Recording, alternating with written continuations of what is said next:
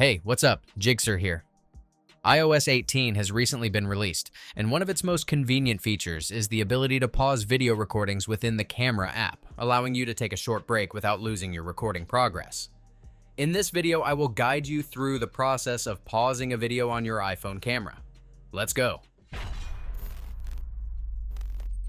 In order for you to follow the steps outlined in this video, please make sure your iPhone is running iOS 18.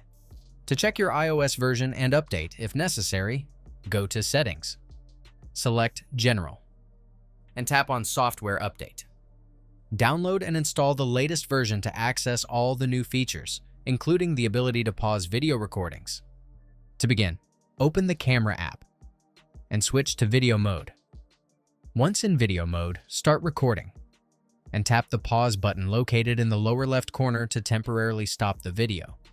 This allows you to reposition your camera for a different shot without affecting the overall recording.